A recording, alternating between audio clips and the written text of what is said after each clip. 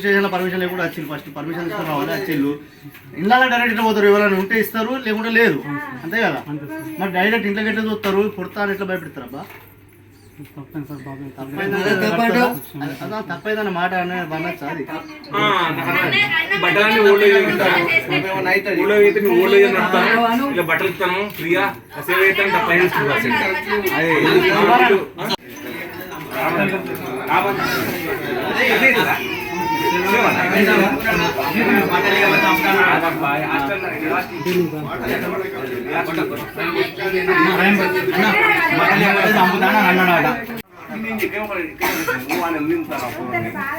చిన్నపిల్లలతోనే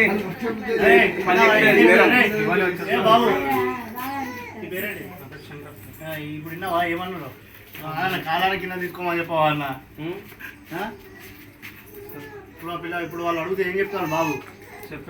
చెప్పిండు. అరే ఎందుకు తప్పైందంటే ఏ మాట అది? తప్పైంది చిన్న మాట నాది. ఎడ్డామని మళ్ళీ మంచోళ్ళం కాదు, ఎడ్డామని అన్నాడు ఇంట్లో. ఇప్పుడు